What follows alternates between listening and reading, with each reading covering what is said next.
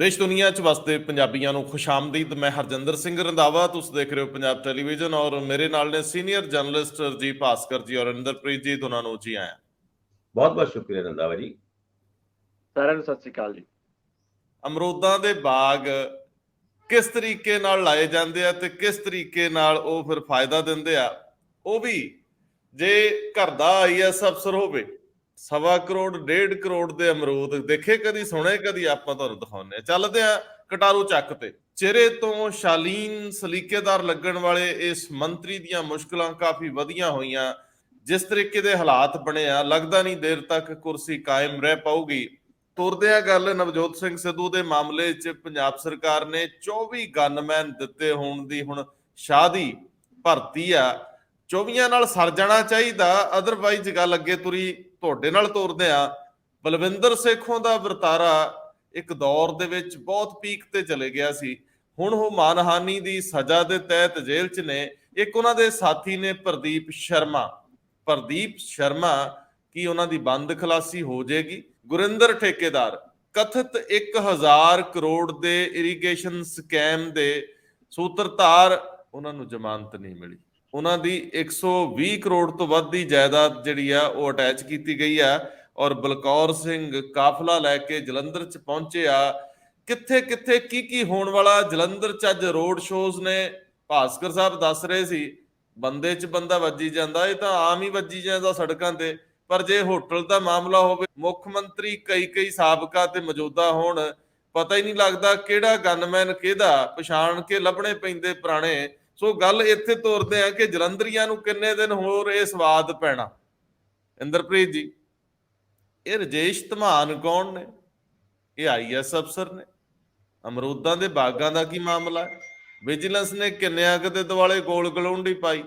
ਕਿੰਨੇ ਕੁ ਬੂਟੇ ਲੱਗ ਸਕਦੇ ਆ ਅਮਰੂਦਾਂ ਦੇ ਬਾਗ 'ਚ? ਪੰਜਾਬ ਐਗਰੀਕਲਚਰ ਯੂਨੀਵਰਸਿਟੀ ਅਨੁਸਾਰ ਤੇ ਕਿੰਨੇ ਲਾਏ ਦਿਖਾਏ? ਕਿੰਨੇ ਕਰੋੜ ਦਾ ਮੁਆਵਜ਼ਾ ਅਮਰੂਦਾਂ ਦਾ ਹੀ ਲਿਆ? ਕੀ ਕਹਿੰਦੇ ਹੋ ਰੰਧਾਵਾ ਸਾਹਿਬ, ਇਹ ਮਾਮਲਾ ਵੈਸੇ ਇਸ ਤਰ੍ਹਾਂ ਦਾ ਕੋਈ ਨਵਾਂ ਨਹੀਂ ਹੈ, ਲੇਕਿਨ ਇਹ ਬੜਾ ਇੰਟਰਸਟਿੰਗ ਜ਼ਰੂਰ ਹੈ। ਰਜੇਸ਼ ਧੀਮਾਨ ਹੁਣ ਦੀ ਜਿਹੜੀ ਵਾਈਫ ਹੈ ਉਹਨੂੰ, ਰਜੇਸ਼ ਧੀਮਾਨ ਮੈਂ ਪਹਿਲਾਂ ਦੱਸਦਾ ਕਿ ਫਿਰੋਜ਼ਪੁਰ ਦੇ DC ਲੱਗੇ ਹੋਏ ਨੇ ਇਸ ਟਾਈਮ, ਔਰ IAS ਅਫਸਰ ਨੇ। ਹੁਣੀ ਪਿੱਛੇ ਜੇ PCS ਤੋਂ ਪ੍ਰਮੋਟ ਹੋਏ ਸੀਗੇ ਤੇ ਸਰਕਾਰ ਨੇ ਉਹਨਾਂ ਨੂੰ ਫਿਰੋਜ਼ਪੁਰ ਦਾ ਚਾਰਜ ਦਿੱਤਾ ਹੈ। ਉਹ ਕਾਫੀ ਟਾਈਮ ਉਹ ਗਮਾਡਾ ਦੇ ਵੀ ਉੱਚ ਅਧਿਕਾਰੀ ਰਹੇ ਨੇ, ਇੱਥੇ ਮੁੱਖ ਪ੍ਰਸ਼ਾਸਕ ਦੇ ਤੌਰ ਤੇ ਕੰਮ ਕਰਦੇ ਰਹੇ ਹੈ।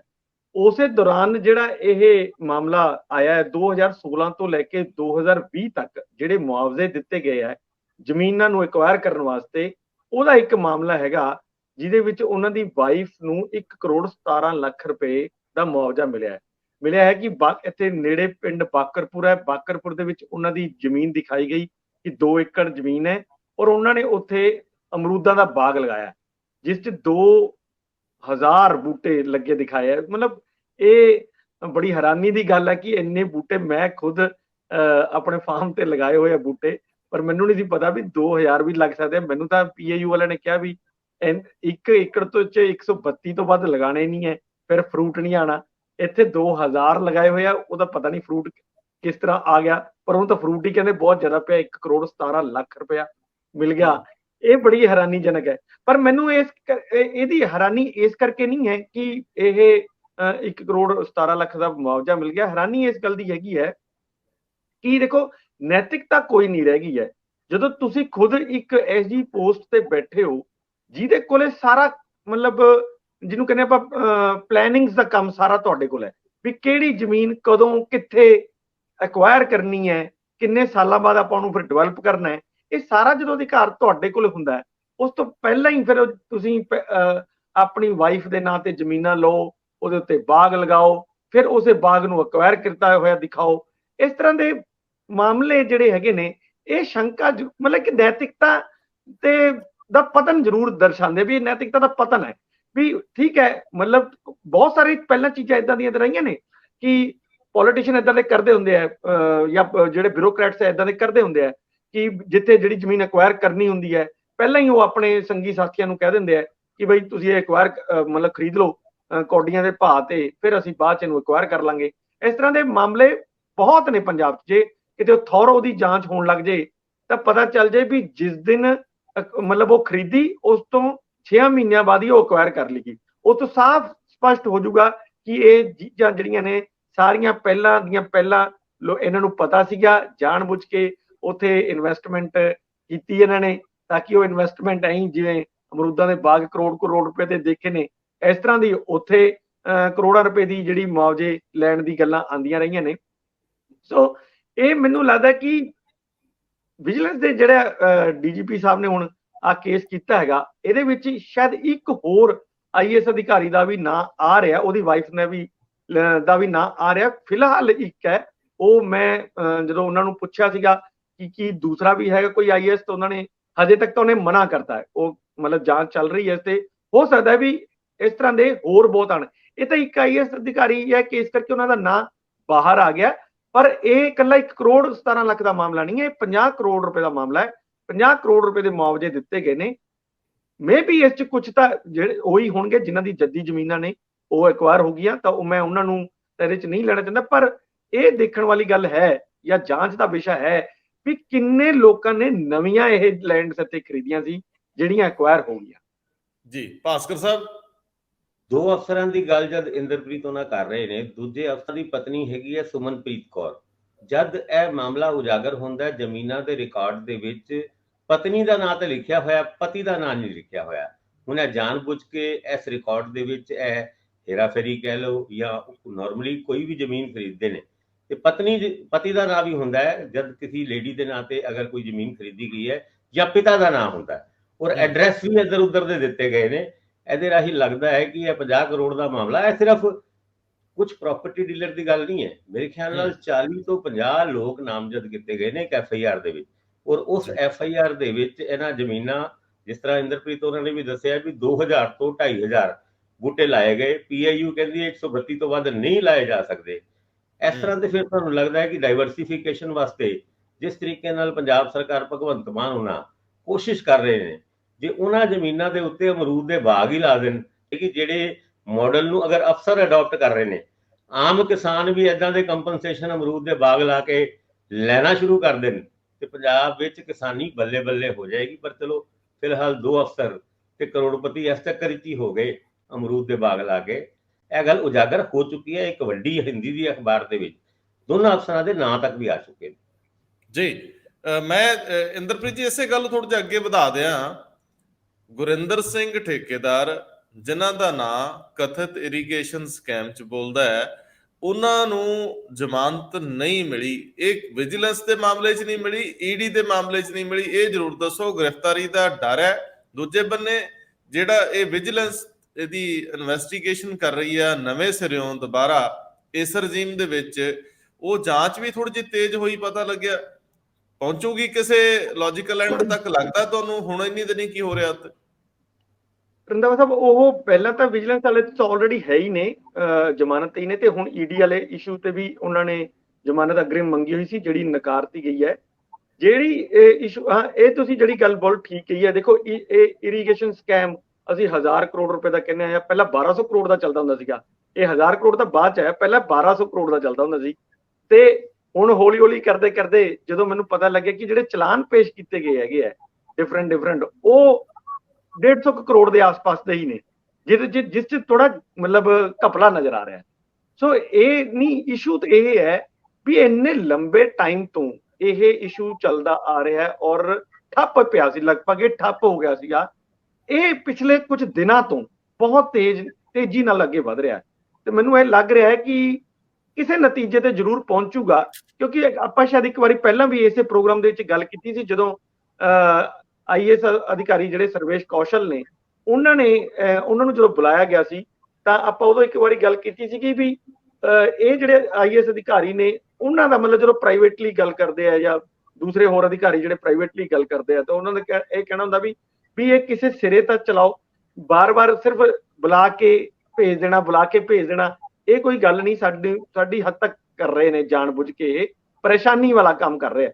ਸੋ ਇਹਦੇ ਵਿੱਚ ਵੀ ਮੈਨੂੰ ਹੁਣ ਲੱਗਦਾ ਵੀ ਜਿਸ ਹਿਸਾਬ ਨਾਲ ਤੇਜ਼ੀ ਫੜੀ ਆ ਮਾਮਲੇ ਨੇ, ਇਹ ਹੁਣ ਕਿਸੇ ਸਿਰੇ ਲੱਗਣ ਦੀ ਉਮੀਦ ਜ਼ਰੂਰ ਜਾਗ ਪਈ ਹੈ।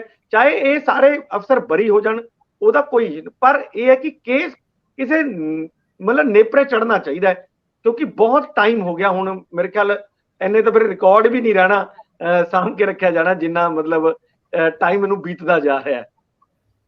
ਕੁਦਰਤੀ ਤੌਰ ਤੇ ਜਦੋਂ ਜਾਂਚ ਅਧਿਕਾਰੀ ਵੀ ਬਦਲਦੇ ਰਹਿਣਗੇ ਤੇ ਫਿਰ ਉਹ ਜਿਹੜਾ ਉਹਦੀ ਇੱਕ ਜਗਿਆਸਾ ਵੀ ਮੁੱਕ ਜਾਂਦੀ ਹੈ, ਉਹਦੀ ਪਹਿਲ ਤਾਜ਼ਗੀ ਮੁੱਕ ਜਾਂਦੀ ਆ, ਉਹਦੇ ਅੰਦਰ ਲੋਕਾਂ ਦੀ ਦਿਲਚਸਪੀ ਘਟ ਜਾਂਦੀ ਹੈ। ਭਾਸਕਰ ਸਾਹਿਬ, ਨਵਜੋਤ ਸਿੰਘ ਸਿੱਧੂ ਗਏ ਸੀ, ਹਾਲਾਂਕਿ ਕਟਾਰੂ ਚੱਕ ਵਾਲਾ ਮਾਮਲਾ ਬਹੁਤ ਅਹਿਮ ਆ, ਆਪਾਂ ਉਹ ਲੈਂਦੇ ਆ, ਪਰ ਉਸ ਤੋਂ ਪਹਿਲਾਂ ਨਵਜੋਤ ਸਿੰਘ ਸਿੱਧੂ ਹਾਈ ਕੋਰਟ 'ਚ ਗਏ ਸੀ, ਮੇਰੀ ਇਹਨਾਂ ਨੇ ਸਿਕਿਉਰਿਟੀ ਘਟਾਤੀ ਆਖੇ।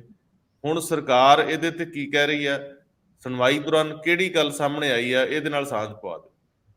ਸਿਕਿਉਰਿਟੀ ਦੀ ਵਾਪਸੀ ਨੂੰ ਲੈ ਕੇ, ਕਿਉਂਕਿ ਨਵਜੋਤ ਸਿੰਘ ਸਿੱਧੂ ਜਦ 20 ਮਈ 2022 ਨੂੰ ਜੇਲ੍ਹ ਗਏ ਸੀਗੇ, ਸਰੈਂਡਰ ਕੀਤਾ ਸੀ ਜਾਂ ਸੁਪਰੀਮ ਕੋਰਟ ਨੇ ਉਹਨਾਂ ਨੂੰ ਸਜ਼ਾ ਦਿੱਤੀ ਸੀਗੀ, ਤਦ ਉਹਨਾਂ ਦੀ Z+ ਸਿਕਿਉਰਿਟੀ ਨੂੰ ਘਟਾ ਕੇ ਸਿਰਫ ਉਹਨਾਂ ਨੂੰ 2 ਗਨਮੈਨ, ਇੱਕ ਉਹਨਾਂ ਦੇ ਅੰਮ੍ਰਿਤਸਰ ਦੇ ਘਰ ਦੇ ਵਿੱਚ ਤੇ ਇੱਕ ਪਟਿਆਲੇ ਵਾਲੇ ਘਰ ਦੇ ਵਿੱਚ ਰਹਿਣ ਦਿੱਤੇ ਗਏ ਸੀ। ਔਰ ਇਹ ਇੱਕ ਲੈਟਰ ਵੀ ਲਿਖਿਆ ਗਿਆ ਸੀ ਉਸ ਟਾਈਮ ਜਦ ਜੇਲ੍ਹ ਤੋਂ ਬਾਹਰ ਆਣਗੇ ਤੇ ਇਹਨਾਂ ਦੀ ਉਹ ਸੁਰੱਖਿਆ ਵਾਪਸ ਦੇ ਦਿੱਤੀ ਜਾਏ। ਵਾਪਸ ਆਏ ਜੇਲ੍ਹ ਤੋਂ, 24-25 ਤੋਂ 12 ਰਹਿ ਗਏ। ਇਹ ਨਵਜੋਤ ਸਿੰਘ ਸਿੱਧੂ ਉਹਨਾਂ ਦਾ ਆਪ ਦਾ ਕਹਿਣਾ ਹੈ, ਪਰ ਜਦ ਹਾਈ ਕੋਰਟ ਦੇ ਵਿੱਚ ਇਹ ਸੁਣਵਾਈ ਹੋਈ ਤੇ ਸਰਕਾਰ ਦਾ ਕਹਿਣਾ ਆਇਆ ਸੀਗਾ ਕਿ ਅਸੀਂ 24 ਹਜੇ ਵੀ ਦਿੱਤੇ ਹੋਏ ਨੇ। ਹੁਣ ਉਹ 24 ਕਿਤੇ ਦੂਰ ਲਾਏ ਹੋਏ ਨੇ, ਜਿਹੜੇ ਨਵਜੋਤ ਸਿੰਘ ਸਿੱਧੂ ਉਹਨਾਂ ਨੂੰ ਨਜ਼ਰ ਨਹੀਂ ਆਏ, ਜਾਂ ਫਿਰ ਉਹ 25 ਦੀ ਡਿਮਾਂਡ ਫਿਰ ਕਿਉਂ ਕਰ ਰਹੇ ਨੇ ਜੇ 24 ਲਾਏ ਹੋਏ ਨੇ। ਇਹਦੇ ਵਿੱਚ ਕੋਈ ਨਾ ਕੋਈ ਝੋਲ ਤੇ ਹੈਗਾ। ਪਰ ਹਾਂ, ਕਿ ਨਵਜੋਤ ਸਿੰਘ ਸਿੱਧੂ ਦੀ Z+ ਸਿਕਿਉਰਿਟੀ ਨੂੰ ਵਾਪਸ ਲੈਣ ਵਾਸਤੇ ਸੈਂਟਰ ਤੋਂ ਕੋਈ ਇਨਪੁਟ, ਇੰਟੈਲੀਜੈਂਸ ਏਜੰਸੀਜ਼ ਤੋਂ ਕੋਈ ਇਨਪੁਟ ਲਿੱਤੀ ਗਈ ਸੀ। ਇਹ ਕੋਰਟ ਨੇ ਸਵਾਲ ਪੁੱਛਿਆ ਹੈ ਸੂਬੇ ਦੀ ਸਰਕਾਰ ਤੋਂ, ਔਰ ਸੂਬੇ ਦੀ ਸਰਕਾਰ ਪੁੱਛਦੀ ਹੈ ਕਿ ਅਸੀਂ ਦੁਬਾਰਾ ਇੱਦਾਂ ਦੀ ਕੋਈ ਇਨਪੁਟ ਲੈ ਕੇ ਕਿ ਸਿੱਧੂ ਦੀ ਥ੍ਰੈਟ ਪਰਸੈਪਸ਼ਨ ਨੂੰ, ਅਸੈਸਮੈਂਟ ਨੂੰ ਲੈ ਕੇ ਅਸੀਂ ਇਹ ਸਿਕਿਉਰਿਟੀ ਅਕੋਰਡਿੰਗਲੀ ਜਿੰਨੀ ਬਣਦੀ ਹੈ ਉਹ ਨਵਜੋਤ ਸਿੰਘ ਸਿੱਧੂ ਉਹਨਾਂ ਨੂੰ ਦੇ ਦਿੱਤੀ ਜਾਏਗੀ।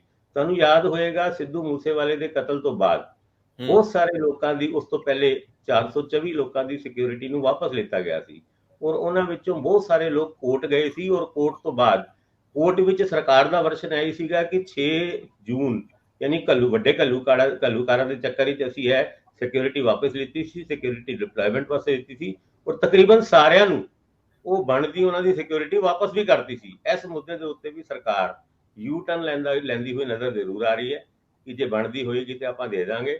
ਔਰ ਇੱਥੇ ਤੱਕ ਕਿ 24 ਦਿੱਤੇ ਹੋਏ ਨੇ, ਇਹ ਵੀ ਗੱਲ ਖੁਲਾਸਾ ਸਰਕਾਰ ਨੇ ਹੀ ਕੋਰਟ 'ਚ ਕੀਤਾ ਹੈ। ਹੁਣ ਸਿੱਧੂ ਉਹਨਾਂ ਅੱਜ ਸ਼ਨੀਚਰਵਾਰ ਹੈ, ਆਉਂਦੇ ਹੁੰਦੇ ਹਰ ਸ਼ਨੀਚਰਵਾਰ ਨੂੰ ਜਲੰਧਰ, ਤੇ ਪੁੱਛਾਂਗੇ ਉਹਨਾਂ ਨੂੰ ਕਿ 24 ਵਾਕਈ ਤੁਹਾਡੇ ਕੋਲ ਹੈਗੇ ਆ ਕਿ 12 ਹੈਗੇ ਆ। ਸਰਕਾਰ ਨੇ ਗਲਤ ਗੱਲ ਉੱਥੇ ਕੋਰਟ 'ਚ ਕਹੀ ਹੈ ਜਾਂ ਤੁਸੀਂ ਗਲਤ ਗੱਲ ਇਹ ਕਰ ਰਹੇ ਸੀਗੇ ਕਿ 25 ਤੋਂ 12 ਰਹਿ ਗਏ?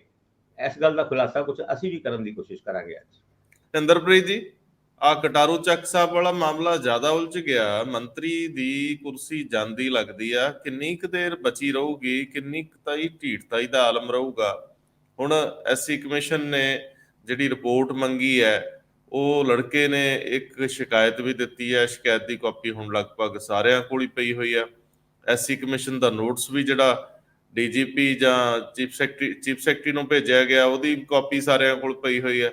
ਇਹਦੇ ਉੱਤੇ ਕੋਈ ਨਾ ਕੋਈ ਲਿਖਤ ਐਕਸ਼ਨ ਤਾਂ ਲੈਣਾ ਪਊਗਾ, ਲਿਖਤ ਸ਼ਿਕਾਇਤ ਹੋਵੇ ਜਾਂ ਲਿਖਤ ਕਿਸੇ ਤਰ੍ਹਾਂ ਦਾ ਜਵਾਬ ਮੰਗਿਆ ਹੋਵੇ, ਸੋ ਉਹ ਕਾਗਜ਼ੀ ਕਾਰਵਾਈ ਤਾਂ ਕਰਨੀ ਪਊਗੀ। ਉਹਦੇ ਵਿੱਚ ਕੀ ਦੱਸਿਆ ਜਾਣਾ, ਕੀ ਜਾਂਚ ਹੋਈ ਕੀ ਨਹੀਂ ਹੋਈ। ਕਟਾਰੂ ਚੱਕ ਸਾਹਿਬ ਲੱਗਦਾ ਨਹੀਂ ਬਚਦੇ ਦੇਰ ਤੱਕ। ਇਹ ਜਲੰਧਰ ਇਲੈਕਸ਼ਨ ਵੋਟਾਂ ਪੈਣ ਤੋਂ ਪਹਿਲਾਂ ਹੋ ਜੂ ਜਾਂ ਬਾਅਦ ਚ ਹੋ ਜੂ, ਇਹ ਕਿੰਨਾ ਕਿ ਇਹਨੂੰ ਲਟਕਾਇਆ ਜਾ ਸਕਦਾ ਜਾਂ ਕਿਵੇਂ ਇਹਨੂੰ ਹੈਂਡਲ ਕੀਤਾ ਜਾਊਗਾ? ਕਿਉਂਕਿ ਹੁਣ ਤਾਂ ਸੁਪਰੀਮੋ ਵੀ ਇੱਥੇ ਤੇ ਮੁੱਖ ਮੰਤਰੀ ਵੀ ਇੱਥੇ, ਜਲੰਧਰ ਚ ਫੈਸਲੇ ਲੈਣ ਲਈ ਕਿ ਦਿੱਲੀ ਥੋੜੀ ਜਾਣਾ ਪੈਣਾ, ਕੀ ਕਹਿੰਦੇ ਹੋ? ਰੰਧਾਵਾ ਸਾਹਿਬ, ਜਿਹੜਾ ਲਾਲਚੰਦ ਕਟਾਰੂ ਚੱਕ ਨੂੰ ਦਾ ਅਸਤੀਫਾ ਲੈਣ ਦਾ ਮਾਮਲਾ ਹੈ, ਉਹ ਮੈਨੂੰ ਲੱਗਦਾ ਕਿ ਕੱਲ ਜਿੰਨਾ ਕੁ ਅਸੀਂ ਮਤਲਬ ਇਹਨੂੰ ਸਮਝਿਆ ਸਾਰਾ, ਇਸ ਦੇ ਉੱਤੇ ਕੋਈ ਲੱਭਣ ਦੀ ਕੋਸ਼ਿਸ਼ ਕੀਤੀ ਕਿ ਕੀ ਚੱਲ ਰਿਹਾ, ਤਾਂ ਇਹ ਜ਼ਰੂਰ ਕਨਫਰਮ ਮਿਲ ਰਹੀਆਂ ਸੀ ਕਿ ਹਜੇ ਨਹੀਂ ਲਿੱਤਾ ਜਾਊਗਾ। ਸਰਕਾਰ ਅਜਿਹਾ ਕੋਈ ਵੀ ਮਤਲਬ ਮੈਸੇਜ ਨਹੀਂ ਦੇਣਾ ਚਾਹੁੰਦੀ ਕਿ ਉਹ ਓਪੋਜੀਸ਼ਨ ਦੇ ਦਬਾਅ ਥੱਲੇ ਮਤਲਬ ਆਪਣੇ ਮੰਤਰੀ ਨੂੰ ਹਟਾ ਰਹੀ ਹੈ। ਜਿਸ ਤਰ੍ਹਾਂ ਪਹਿਲਾਂ ਫੌਜਾ ਸਿੰਘ ਸਰਾਰੀ ਵਾਲੇ ਮਾਮਲੇ 'ਚ ਹੋਇਆ, ਉਦੋਂ ਵੀ ਤੁਸੀਂ ਦੇਖਿਆ ਹੋਣਾ, ਸਰਕਾਰ ਦਾ ਪੂਰਾ ਮਨ ਬਣ ਗਿਆ ਸੀਗਾ ਕਿ ਫੌਜਾ ਸਿੰਘ, ਜਦੋਂ ਉਹਨਾਂ ਦਾ ਟੇਪ ਆਇਆ ਕਿ ਇਹਨਾਂ ਨੂੰ ਹਟਾਤਾ ਜਾਏ, ਪਰ ਜਿਸ ਤਰ੍ਹਾਂ ਓਪੋਜੀਸ਼ਨ ਪਾਰਟੀ ਜਿਹੜੀ ਕਾਂਗਰਸ ਹੈਗੀ ਹੈ, ਇਹਨੇ ਵਿਧਾਨ ਸਭਾ ਦੇ ਵਿੱਚ ਬਹੁਤ ਜ਼ਿਆਦਾ ਜ਼ੋਰ ਲਗਾਇਆ, ਧਰਨੇ ਦਿੱਤੇ, ਬਾਹਰ ਵੀ ਧਰਨੇ ਦਿੱਤੇ, ਅੰਦਰ ਵੀ ਧਰਨੇ ਦਿੱਤੇ ਵਿਧਾਨ ਸਭਾ ਦੇ। ਉਸ ਤੋਂ ਬਾਅਦ ਫਿਰ ਇਹ ਫੈਸਲਾ ਹੋ ਗਿਆ ਕਿ ਜਿਹੜਾ ਕੁਝ ਇਹਨਾਂ ਨੇ ਕਰਨਾ ਸੀ ਉਹ ਤਾਂ ਹੁਣ ਕਰ ਲਿਆ, ਤੇ ਹੁਣ ਅਸੀਂ ਇਹਨਾਂ ਦੇ ਦਬਾਅ ਥੱਲੇ ਅਸਤੀਫਾ ਨਹੀਂ ਲੈਣਾ। ਪਰ ਬਾਅਦ 'ਚ ਜਦੋਂ ਮੌਕਾ ਮਿਲਿਆ ਤਾਂ ਉਹਨਾਂ ਨੇ ਅਸਤੀਫਾ ਵੀ ਲੈ ਲਿਆ ਔਰ ਨਵੇਂ ਮੰਤਰੀਆਂ ਨੂੰ ਚਾਰਜ ਵੀ ਦਿੱਤੇ। ਸੇਮ ਹੀ ਲਗਭਗ ਇੱਥੇ ਵੀ ਇਸੇ ਤਰ੍ਹਾਂ ਦਾ ਹੀ ਮੈਸੇਜ ਦੇਣ ਦੀ ਕੋਸ਼ਿਸ਼ ਕੀਤੀ ਜਾ ਰਹੀ ਹੈ ਕਿ ਓਪੋਜੀਸ਼ਨ ਦੇ ਦਬਾਅ ਥੱਲੇ ਅਸੀਂ ਆਪਣੇ ਮੰਤਰੀ ਦਾ ਅਸਤੀਫਾ ਨਹੀਂ ਲਵਾਂਗੇ। ਤੇ ਹੁਣ ਨਹੀਂ ਹੁਣ ਇਹਦਾ ਇਹਦੇ ਚ ਸਵਾਲ ਇਹ ਹੈ ਕਿ ਕੀ ਆਪੋਜੀਸ਼ਨ ਨੇ ਇਹ ਮੁੱਦਾ ਪੈਦਾ ਕੀਤਾ ਜਾਂ ਮੰਤਰੀ ਨੇ ਮੁੱਦਾ ਪੈਦਾ ਕੀਤਾ? ਇਹ ਸਿਆਣੇ ਬੰਦਿਆਂ ਨੂੰ ਕੋਈ ਜਾ ਕੇ ਪੁੱਛੇ ਕਿ ਆਪੋਜੀਸ਼ਨ ਲਈ ਤਾਂ ਤੁਸੀਂ ਮੈਦਾਨ ਖੁੱਲਾ ਛੱਡ ਰਹੇ ਹੋ ਕਿ ਤੁਸੀਂ ਆਓ ਬੋਲੋ, ਜਦੋਂ ਕੋਈ ਕਾਰਵਾਈ ਕਰਨੀ ਆ ਜੇ ਉਹਨੂੰ ਇਨ ਟਾਈਮ ਕੀਤਾ ਜਾਵੇ। ਮੰਨ ਲਓ ਜੇਕਰ ਉਹ ਬੱਚਾ ਨਾਬਾਲਗ ਸੀ, ਜਿਵੇਂ ਪ੍ਰਤਾਪ ਸਿੰਘ ਬਾਜਵਾ ਨੇ ਕਿਹਾ ਕਿ ਪੋਕਸੋ ਐਕਟ ਥੱਲੇ ਉਹਨੂੰ ਬੁੱਕ ਕੀਤਾ ਜਾਵੇ ਮਿਨਿਸਟਰ ਨੂੰ। ਹੁਣ ਜੇਕਰ ਇਹ ਸੱਚਮੁੱਚ ਸਾਰੀਆਂ ਚੀਜ਼ਾਂ ਸਾਫ਼ ਨਜ਼ਰ ਆ ਰਹੀਆਂ ਨੇ, ਜਾਂਚ ਤੋਂ ਪਹਿਲਾਂ ਮੰਤਰੀ ਨੂੰ ਸਟੈਪ ਡਾਊਨ ਕਰਨਾ ਬਣਦਾ, ਜਾਂਚ ਫੇਰ ਹੀ ਹੋਊਗੀ। ਇਹਦੇ ਵਿੱਚ ਕੋਈ ਬੈਨੀਫਿਟ ਕਿਸੇ ਬਾਜਵੇ ਨੂੰ ਮਿਲਣ ਵਾਲਾ ਨਹੀਂ, ਕਿਸੇ ਖਹਿਰੇ ਨੂੰ ਮਿਲਣ ਵਾਲਾ ਨਹੀਂ। ਸਵਾਲ ਤੇ ਇਹ ਹੈ ਕਿ ਜਦੋਂ ਕਿਧਰੇ ਕੁਝ ਵਾਪਰ ਤਾਂ ਰਿਹਾ, ਉਹਦੀ ਸ਼ਿਕਾਇਤ ਜਾਂ ਉਹਨੂੰ ਕੌਣ ਉਠਾ ਸਕਦਾ? ਲੋਕ ਵੇਖ ਕੇ ਉਹਦੇ ਕੋਲ, ਖਹਿਰੇ ਕੋਲ ਕਿਉਂ ਚਲੇ ਗਏ? ਕਿਉਂਕਿ ਖਹਿਰਾ ਮੁੱਦੇ ਉਠਾ ਰਿਹਾ ਸੀ। ਖਹਿਰਾ ਬਿਨਾਂ ਕਿਸੇ ਡਰ ਦੇ ਭੈ ਦੇ ਲੜ ਰਿਹਾ ਸੀਗਾ ਆਮ ਆਦਮੀ ਪਾਰਟੀ ਨਾਲ, ਸ਼ਰੀਕੇਬਾਜ਼ੀ ਸੀ ਉਹਦੀ, ਔਰ ਇਹ ਸ਼ਰੀਕੇਬਾਜ਼ੀ ਦਾ ਫਾਇਦਾ ਚੱਕਿਆ ਗਿਆ। ਹੁਣ ਇਹਦੇ ਵਿੱਚ ਖਹਿਰੇ ਨੂੰ ਦੇਖੋ ਲੀਡਰ ਬਣਨ ਲਈ ਤੁਹਾਨੂੰ ਲੀਡ ਕਰਨਾ ਪੈਂਦਾ, ਸੁਸਾਇਟੀ ਦੇ ਮੁੱਦਿਆਂ ਦੇ ਉੱਤੇ ਕਾਫੀ ਵੱਡੇ ਵਿਸ਼ਾਲ ਕੈਨਵਸ ਦੇ ਉੱਤੇ ਆਪਣਾ ਚਿਹਰਾ ਹਾਜ਼ਰੀ ਦਰਜ ਕਰਾਉਣੀ ਪੈਂਦੀ। ਜਾਂ ਤਾਂ ਤੁਸੀਂ ਕ੍ਰਾਈਮ ਟਾਈਪ ਦੀਆਂ ਖਬਰਾਂ ਨਾਲ ਅੱਗੇ ਵਧਣਾ, ਫਿਰ ਲੀਡਰ ਨਹੀਂ ਬਣਿਆ ਜਾਂਦਾ।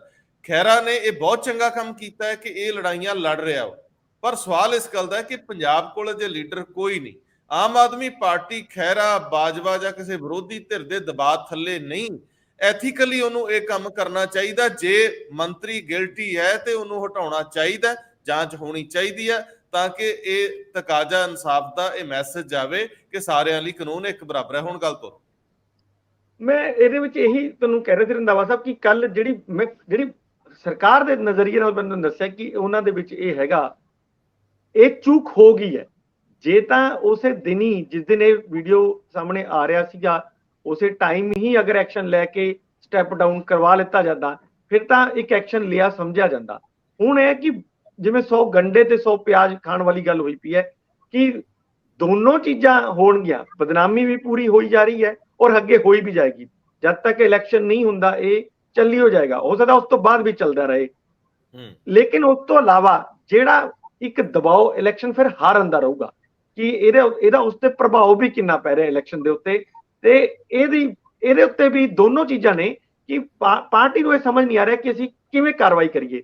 ਜਿਵੇਂ ਕੱਲ ਇੱਕ ਬਹੁਤ ਸੰਜੀਦਗੀ ਨਾਲ ਇਸ ਗੱਲ ਦੇ ਉੱਤੇ ਹੋ ਗਈ, ਤੁਸੀਂ ਉਹਦਾ ਵੀਡੀਓ ਵੀ ਸੁਣਿਆ ਹੋਣਾ, ਸੁਖਪਾਲ ਖਹਿਰਾ ਹੋਰਾਂ ਨੇ ਵੀ ਇੰਡੀਕੇਟ ਕੀਤਾ ਸੀਗਾ ਕਿ ਪੁਲਿਸ ਨੂੰ ਕਹਿ ਦਿੱਤਾ ਗਿਆ ਕਿ ਮੈਨੂੰ ਗ੍ਰਿਫਤਾਰ ਕਰ ਲਿਆ ਜਾਏ। ਕਿਸ ਮਾਮਲੇ 'ਚ ਕਰ ਲਿਆ ਜਾਏ ਇਹ ਉਹਨਾਂ ਨੇ ਨਹੀਂ ਦੱਸਿਆ, ਔਰ ਇਹ ਠੀਕ ਸੀ ਗੱਲ ਕਿ ਸੁਖਪਾਲ ਖਹਿਰਾ ਦੇ ਉੱਤੇ IT ਐਕਟ ਦੇ ਅਧੀਨ ਪਰਚਾ ਦਰਜ ਕੀਤਾ ਜਾਏ। ਉਹਨਾਂ ਨੇ ਇਹ ਜਿਹੜੀਆਂ ਪਰਸਨਲ ਕਿਸੇ ਦੀਆਂ ਵੀਡੀਓਜ਼ ਹੈਗੀਆਂ ਨੇ ਉਹਨੂੰ ਅੱਗੇ ਫੈਲਾਇਆ, ਤੇ ਉਹ ਕਹਿ ਰਿਹਾ ਕਿ ਮੈਂ ਫੈਲਾਇਆ ਕਿਤੇ, ਮੈਂ ਤਾਂ ਇੱਕ ਵੀਡੀਓ ਨੂੰ ਲੈ ਕੇ ਸ਼ਿਕਾਇਤ ਦਰਜ ਕਰਾਈ ਹੈ ਤੇ ਉਹ ਜਾਂਚ ਕਰਵਾ ਲਈ ਜਾਏ, ਤੇ ਫੈਲਾਇਆ ਥੋੜੀ ਹੈ।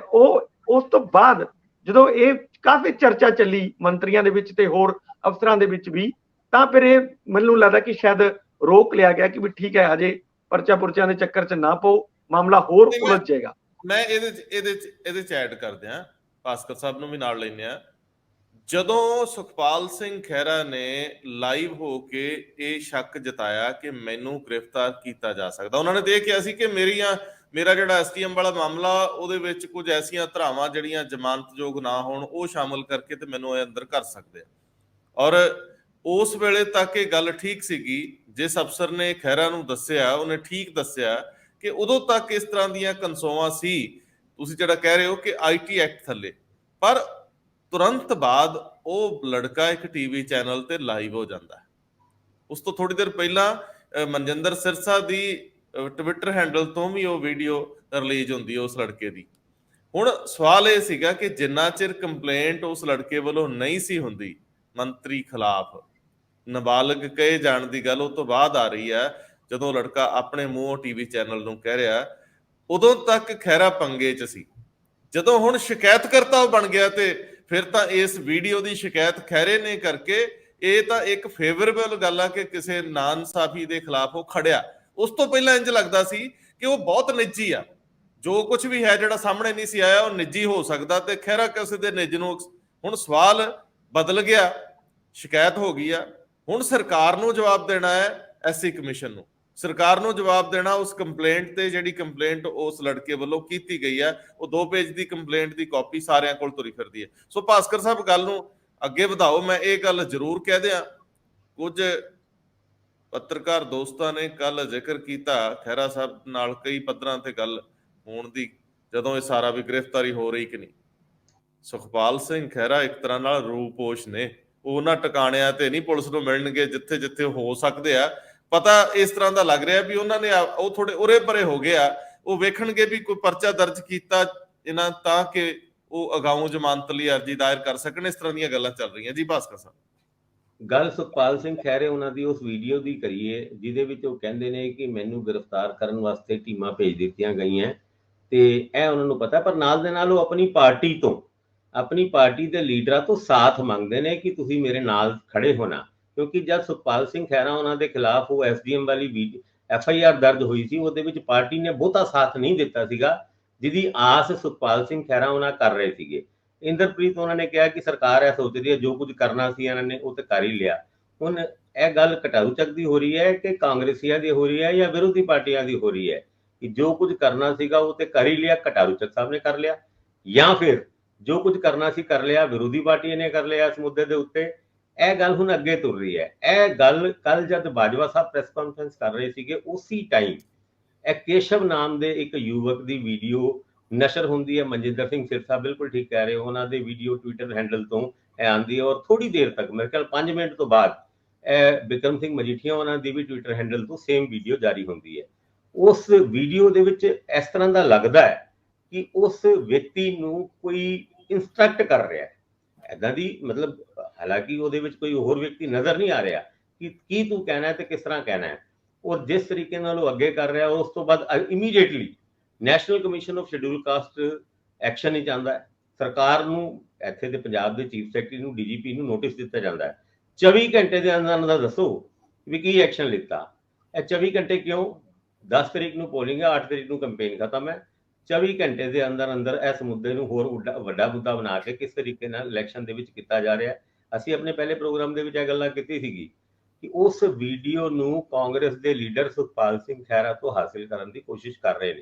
ਸੁਖਪਾਲ ਸਿੰਘ ਖਹਿਰਾ ਉਹਨਾਂ ਦਾ ਆਪ ਦਾ ਮੰਨਣਾ ਹੈ ਕਿ ਮੈਨੂੰ ਇੱਧਰ ਉੱਧਰੋਂ ਬਹੁਤ ਫੋਨ ਆਏ ਨੇ ਕਿ ਆਪਾਂ 7 ਤਰੀਕ ਨੂੰ ਇਹ ਵੀਡੀਓ ਰਿਲੀਜ਼ ਕਰੀਏ ਜਾਂ ਵੀਡੀਓ ਰਿਲੀਜ਼ ਕਰਨ ਦੀ ਕਵਾਇਦ ਸ਼ੁਰੂ ਕਰੀਏ, ਪਰ ਉਹਨਾਂ ਨੇ ਸਾਫ਼ ਤੌਰ ਤੇ ਨਾ ਕਰਤੀ।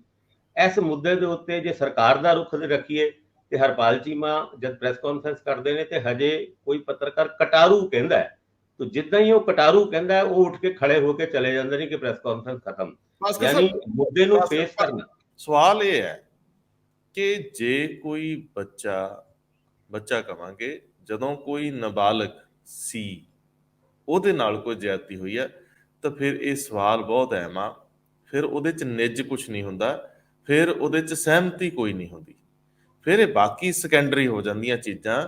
ਸਵਾਲ ਇਹ ਹੈ ਕਿ ਉਹਨੂੰ ਕੋਈ ਡਿਕਟੇਟ ਕਰ ਰਿਹਾ ਸੀ ਜਾਂ ਨਹੀਂ ਕਰ ਰਿਹਾ ਸੀ। ਸਵਾਲ ਇਸ ਤੋਂ ਜ਼ਿਆਦਾ ਅਹਿਮ ਆ ਕਿ ਕਿਸੇ ਵਿਅਕਤੀ ਨੇ ਕਿਸੇ ਨਾਬਾਲਗ ਨਾਲ ਕੁਛ ਇਤਰਾਜ਼ਯੋਗ ਕੀਤਾ ਕਿ ਨਹੀਂ ਕੀਤਾ। ਜਾਂਚ ਇਸ ਗੱਲ ਦੀ ਆ, ਇਹਦੇ ਵਿੱਚ ਕਿਸੇ ਨੂੰ ਇਲੈਕਸ਼ਨ 'ਚ ਫਾਇਦਾ ਹੁੰਦਾ ਨਹੀਂ ਹੁੰਦਾ। ਉਹ ਹੁਣ ਮੰਨ ਲਓ ਉਹ ਲੜਕਾ ਕੱਲ ਨੂੰ ਕੰਪਲੇਂਟ ਵਾਪਸ ਲੈ ਵੀ ਲੈਂਦਾ ਅੱਜ ਦੇ ਦਿਨ 'ਚ, ਪਰ ਜਦੋਂ ਉਹ ਨਾਬਾਲਗ ਸੀ ਉਹਦੇ ਨਾਲ ਜੋ ਕੁਝ ਹੋਇਆ, ਜੇਕਰ ਉਹ ਜਾਂਚ ਵਿੱਚ ਸਹੀ ਪਾਇਆ ਜਾਂਦਾ ਹੈ, ਉਹ ਵੀਡੀਓਜ਼ ਠੀਕ ਪਾਈਆਂ ਜਾਂਦੀਆਂ ਨੇ, ਉਦੋਂ ਨਾਬਾਲਗ ਹੀ ਲੱਗਦਾ ਹੈ, ਤਾਂ ਫਿਰ ਮੈਨੂੰ ਲੱਗਦਾ ਕਿ ਕਿਸੇ ਵੀ ਤਰ੍ਹਾਂ ਦੀ ਜਾਂਚ ਇਹ ਕਿਸੇ ਦੇ ਐਪਲੀਕੇਸ਼ਨ ਵਾਪਸ ਲੈਣ ਨਾਲ, ਸਮਝੌਤੇ ਹੋ ਜਾਣ ਨਾਲ ਇਹ ਪ੍ਰਭਾਵਿਤ ਨਹੀਂ ਹੋਣੀ ਚਾਹੀਦੀ।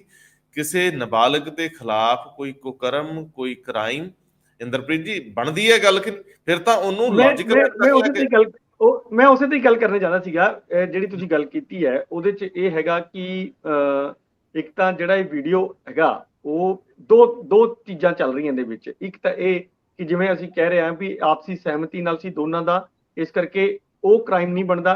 ਦੂਜਾ ਜਿਹੜੀ ਤੁਸੀਂ ਸ਼ਿਕਾਇਤ ਦੀ ਗੱਲ ਕਰ ਰਹੇ ਹੋ ਕਿ ਉਹਨੇ ਸ਼ਿਕਾਇਤ ਐਸਸੀ ਕਮਿਸ਼ਨ ਨੂੰ ਦਿੱਤੀ ਹੈਗੀ ਹੈ, ਉਹ ਜਿਹਦੇ ਖਿਲਾਫ ਦਿੱਤੀ ਹੈ ਉਹ ਵੀ ਤਾਂ ਐਸਸੀ ਹੀ ਹੈ।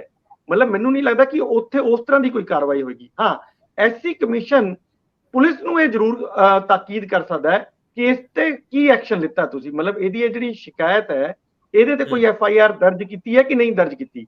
ਮਤਲਬ ਉਹ ਇੱਕ ਤਾਂ ਜਾਣ ਮਤਲਬ ਜਿਹੜਾ ਇਹ ਕੱਲ ਨਹੀਂ, ਵੀਡੀਓ ਆਇਆ ਉਹਦੇ ਕੀ ਚ ਤੁਸੀਂ ਕੋਈ- ਦੇਖੋ ਕੀ ਕੋਈ ਐਸੀ ਦੂਜੇ ਐਸੀ ਦੇ ਖਿਲਾਫ ਕਿਸੇ ਕ੍ਰਾਈਮ ਕਰਨ ਨਹੀਂ ਦੀ ਜਾ ਆਜ਼ਾਦ ਸਕਦਾ, ਨਹੀਂ ਨਹੀਂ ਆਜ਼ਾਦ ਜਾ ਆ? ਸਕਦਾ ਨਾ, ਉਹਦੇ ਤੇ ਕੇਸ ਨਹੀਂ ਬਣਦਾ। ਜਿਹੜਾ ਐਸਸੀ ਐਕਟ ਦੇ ਅਧੀਨ ਆਪਾਂ ਕਹਿੰਦੇ ਹਾਂ, ਐਸਸੀ ਕਮਿਸ਼ਨ ਚ ਜਦੋਂ ਆਪਾਂ ਜਾਂਦੇ ਤਾਂ ਐਸਸੀ ਐਕਟ ਦੇ ਅਧੀਨ ਪਰਚਾ ਦਰਜ ਕਰਾਉਣ ਲਈ ਕਹਿੰਦੇ ਆ।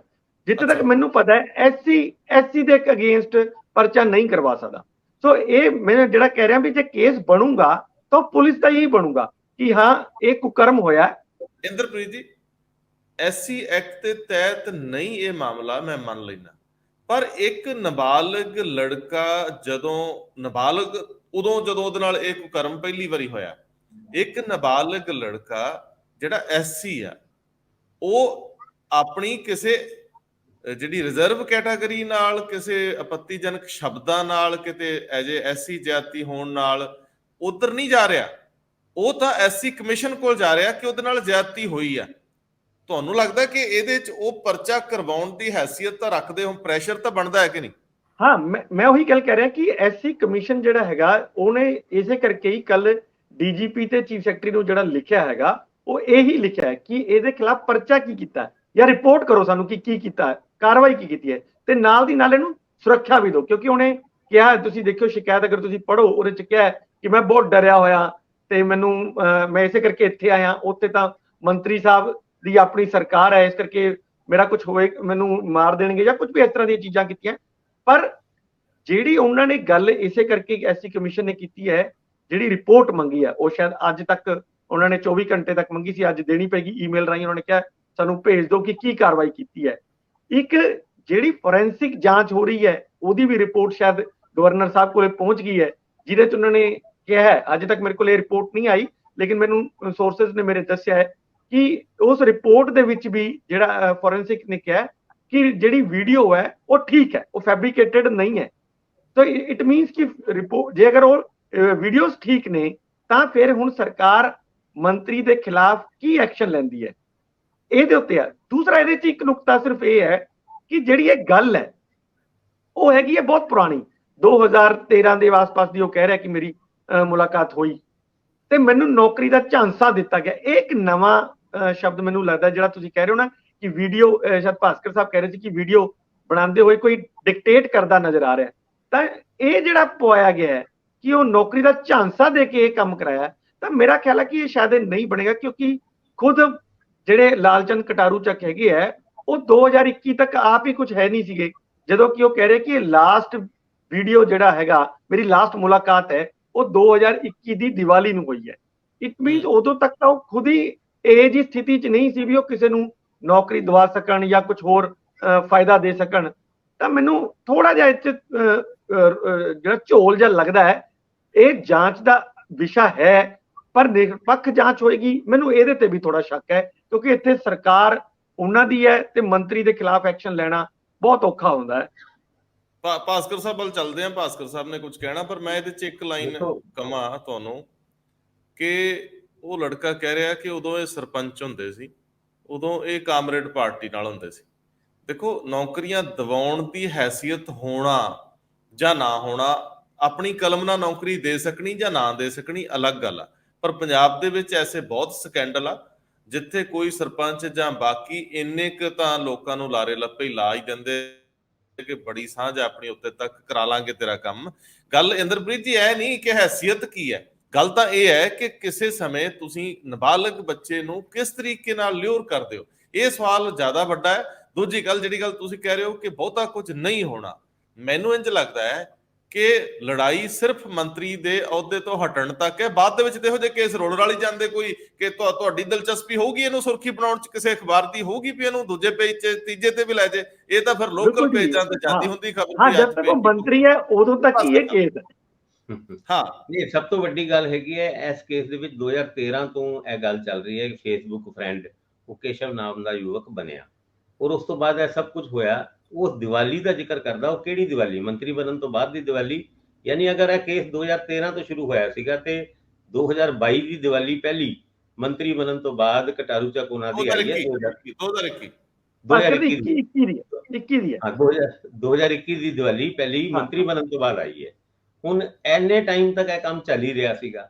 ਔਰ ਉਸ ਦੌਰਾਨ 2013 ਤੋਂ ਲੈ ਕੇ 2017 ਤੱਕ ਜਾਂ 17 ਦੀ ਇਲੈਕਸ਼ਨ ਤੇ ਕਟਾਰੂ ਚੱਕ ਉਹਨਾਂ ਖਹਿਰਾ ਸਾਹਿਬ ਦੀ ਪਾਰਟੀ ਤੋਂ ਲੜੇ ਸੀਗੇ, ਜਿਹੜੀ ਉਹਨਾਂ ਨੇ ਪੀਡੀਪੀ ਪਤਾ ਨਹੀਂ ਕੀ ਬਣਾਇਆ ਸੀਗਾ ਉਹਨਾਂ ਨੇ, ਉਸ ਪਾਰਟੀ ਤੋਂ ਕਟਾਰੂ ਚੱਕ ਉਹਨਾਂ ਇਲੈਕਸ਼ਨ ਲੜੇ ਸੀ।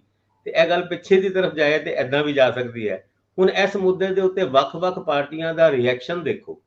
ਹੁਣ ਜਦ ਬਾਜਵਾ ਸਾਹਿਬ ਇਹ ਗੱਲ ਕਰਦੇ ਨੇ, ਕਹਿੰਦੇ ਨੇ ਪੋਸਕੋ ਐਕਟ ਲਾਓ ਮੰਤਰੀ ਦੇ ਉੱਤੇ ਤੇ ਇਮੀਡੀਏਟਲੀ ਐਕਸ਼ਨ ਲਓ, ਔਰ ਨਾਲ ਦੇ ਨਾਲ ਉਹ ਆਪਣੇ ਹੀ ਜਿਸ ਤਰੀਕੇ ਨਾਲ ਬੜੇ ਇੱਕ ਮਜ਼ਾਕੀਆ ਅੰਦਾਜ਼ ਦੇ ਵਿੱਚ ਵੀ ਉਹ ਪ੍ਰੈਸ ਕਾਨਫਰੰਸ ਕਰਦੇ ਨੇ, ਕਹਿੰਦੇ ਦੇਖੋ ਇਹ ਉਹੀ ਪਾਰਟੀ ਹੈ ਜਿਹੜੀ ਅਖਬਾਰਾਂ ਦੇ ਵਿੱਚ ਐਡਵਰਟਾਈਜ਼ਮੈਂਟ ਦਿੰਦੀ ਸੀ ਸਾਡਾ ਕਾਮ ਬੋਲਦਾ, ਤੇ ਹੁਣ ਦੇਖੋ ਬੋਲਦਾ ਕਿ ਨਹੀਂ ਬੋਲਦਾ ਕਾਮ। ਫਿਰ ਦੂਜੇ ਪਾਸੇ ਉਹਨਾਂ ਨੇ ਜਿਹੜੇ ਸਿਰਸੇ ਉਹਨਾਂ ਨੇ ਇਮੀਡੀਏਟਲੀ ਅਰਜ਼ ਕੀਤਾ, ਉਹ ਕਹਿੰਦੇ ਨੇ ਗਵਰਨਰ ਸਾਹਿਬ ਨੂੰ ਕੋਈ ਡਿਸਮਿਸ ਕਰੋ ਇਸ ਮੰਤਰੀ ਨੂੰ, ਕਿਉਂਕਿ ਐਦਾਂ ਦੇ ਚਾਰਜਸ ਦੇ ਉੱਤੇ ਤੇ ਡਿਸਮਿਸਲ ਬਣਦਾ ਹੈ। ਅਕਾਲੀ ਦਲ ਕਹਿੰਦਾ ਹੈ ਭਗਵੰਤ ਮਾਨ ਉਹਨਾਂ ਆਪਣੇ ਉਸ ਮੰਤਰੀ ਨੂੰ ਬਚਾ ਰਹੇ ਨੇ। ਹੁਣ ਆਪੋਜੀਸ਼ਨ ਦਾ ਅਟੈਕ ਤੇਜ਼ ਹੈ, ਰੋਡ ਸ਼ੋਅ ਅੱਜ ਕੱਢਣਾ ਹੈ, ਰੋਡ ਸ਼ੋਅ ਦੇ ਵਿੱਚ ਪੱਤਰਕਾਰਾਂ ਤੋਂ ਦੂਰੀਆਂ ਕਿੱਦਾਂ ਬਣਾ ਕੇ ਰੱਖਣੀਆਂ, ਕੋਈ ਕਟਾਰੂ ਚੱਕ ਉਹਨਾਂ ਤੇ ਕੋਈ ਸਵਾਲ ਨਾ ਪੁੱਛ ਰਹੇ, ਇਹ ਇੱਕ ਆਪਣੇ ਵੱਖਰੇ ਤਰੀਕੇ ਦੀ ਰਾਜਨੀਤੀ ਤੇ ਚੱਲ ਰਹੀ ਹੈ। ਪਰ ਹਾਂ ਮੇਨ ਦਿੱਕਤ ਹੈ ਵੀ ਕਿ 10 ਮਈ ਦੇ ਇਲੈਕਸ਼ਨ, 10 ਮਈ ਤੋਂ ਬਾਅਦ ਕਟਾਰੂ ਚੱਕ ਦੇ ਇਸ਼ੂ ਨੂੰ ਕਿਸ ਤਰੀਕੇ ਨਾਲ ਡੀਲ ਕਰਨਾ ਹੈ, ਉਹ ਆਮ ਆਦਮੀ ਪਾਰਟੀ ਦੀ ਸਟ੍ਰੈਟਜੀ ਹੋ ਸਕਦੀ ਹੈ। ਬਈ 10 ਟੰਗਾ ਲਓ, ਮਤਲਬ 10 ਨੱਪ ਜਾਏ, ਟੰਗ ਨਿਕਲ ਜਾਏ, ਉਸ ਤੋਂ ਬਾਅਦ ਕੋਈ ਨਾ ਕੋਈ ਚੀਜ਼ ਨਿਕਲੇਗਾ। ਪਰ ਵਿਰੋਧੀ ਪਾਰਟੀ ਇਸ ਮੌਕੇ ਨੂੰ ਛੱਡਣਾ ਨਹੀਂ ਚਾਹੁੰਦੀ, ਔਰ ਪੋਸਕੋ ਐਕਟ ਤੋਂ ਲੈ ਕੇ ਡਿਸਮਿਸਲ ਮੰਤਰੀ ਦੀ ਇਹ ਮੰਗ ਤੇ ਹੋ ਰਹੀ ਹੈ। ਭਾਸਕਰ ਸਾਹਿਬ ਬਹੁਤ ਤੇਜ਼ੀ ਨਾਲ ਆਇਓ, ਬਹੁਤ ਤੇਜ਼ੀ ਨਾਲ। ਇਹ ਸਵਾਲ ਹੈਗਾ ਬਲਵਿੰਦਰ ਸੇਖੋਂ, ਜਿਨ੍ਹਾਂ ਨੂੰ ਡੀਐਸਪੀ ਵਜੋਂ ਬਰਖਾਸਤ ਕਰਤਾ ਗਿਆ ਸੀ, ਕਾਫੀ ਸਮੇਂ ਤੱਕ ਉਹ ਚਰਚਿਤ ਰਹੇ। ਪਿੱਛੇ ਜਦੋਂ ਉਹਨਾਂ ਨੇ ਜੁਡੀਸ਼ਰੀ ਖਿਲਾਫ ਟਿੱਪਣੀਆਂ ਕੁਝ ਕਰਤੀਆਂ, ਨਸ਼ਿਆਂ ਦੇ ਸੁਣਵਾਈ ਨੂੰ ਲੈ ਕੇ, ਬੰਦ ਲਿਫਾਫੇ ਖੋਲਣ ਨੂੰ ਲੈ ਕੇ ਜ਼ਿਆਦਾ ਹਮਲਾਵਰ ਸੀਗੇ। ਉਸ ਤੋਂ ਬਾਅਦ ਜਿਹੜੀ ਹਾਈ ਕੋਰਟ ਨੇ ਉਹਨਾਂ ਨੂੰ ਇੱਕ ਸਜ਼ਾ ਸੁਣਾਈ 6 ਮਹੀਨੇ ਲਈ ਜੇਲ੍ਹ ਦੀ। ਉਹਦੇ ਵਿੱਚ ਉਹਨਾਂ ਦਾ ਇੱਕ ਸਾਥੀ ਪ੍ਰਦੀਪ ਸ਼ਰਮਾ ਸੀ, ਉਹ ਵੀ ਉਹਨਾਂ ਦਿਨਾਂ ਦੇ ਵਿੱਚ ਕਾਫੀ ਐਕਟਿਵਲੀ ਔਰ ਹਮਲਾਵਰਤ ਤਰੀਕੇ ਨਾਲ ਜੁਡੀਸ਼ਰੀ ਦੇ ਖਿਲਾਫ ਟਿੱਪਣੀਆਂ ਕਰ ਰਹੇ ਸੀਗੇ। ਹੁਣ ਇਹਦੇ ਚ ਮੋੜ ਆਇਆ, ਤੇ ਮੋੜ ਵੀ ਬੜਾ ਅਹਿਮ ਆ। ਬਲਵਿੰਦਰ ਸੇਖੋਂ ਦੇ ਇਹ ਸਾਥੀ ਪਿਛਾਂਹ ਹਟ ਰਹੇ ਨੇ, ਮੁਆਫੀ ਮੰਗ ਰਹੇ ਨੇ, ਸੁਣਵਾਈ ਤੁਰੰਤ ਰੱਖ ਲਈ ਗਈ ਆ।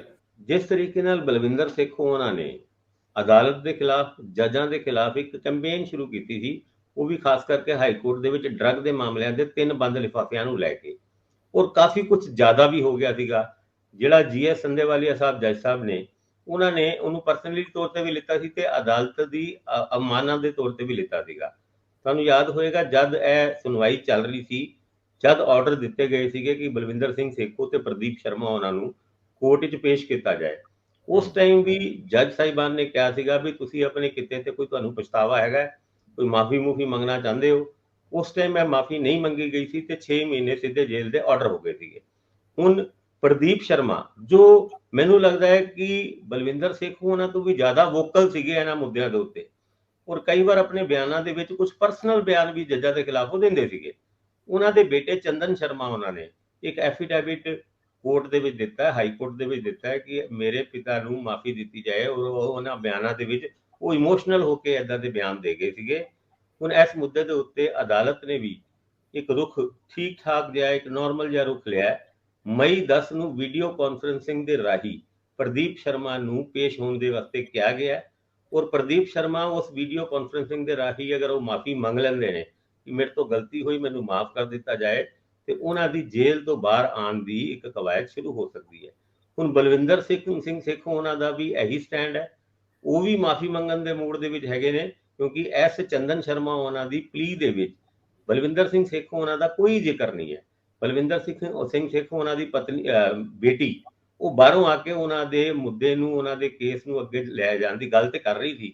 ਹੋ ਸਕਦਾ ਆਉਣ ਵਾਲੇ ਟਾਈਮ ਵਿੱਚ ਕੁਝ ਐਦਾਂ ਦੀ ਗੱਲ ਆਏ ਕਿ ਸੇਖੋਂ ਉਹਨਾਂ ਵੀ ਇਸ ਮੁੱਦੇ ਦੇ ਉੱਤੇ ਆਪਣੀ ਗੱਲ ਨੂੰ ਅੱਗੇ ਰੱਖਣਾ ਚਾਹੁੰਦੇ ਹੋਣ, ਭਾਵੇਂ ਐਫੀਡੈਵਿਟ ਦੇ ਰਾਹੀਂ ਜਾਂ ਫਿਰ ਆਪਣੇ ਕਿਸੇ ਵਕੀਲਾਂ ਦੇ ਰਾਹੀਂ। ਮਈ 10 ਤੋਂ ਬਾਅਦ ਕੁਝ ਨਾ ਕੁਝ ਰਾਹਤ ਮਿਲ ਸਕਦੀ ਹੈ ਪ੍ਰਦੀਪ ਸ਼ਰਮਾ ਨੂੰ, ਐਦਾਂ ਦੀ ਕਨਸੋ ਲੱਗ ਰਹੀ।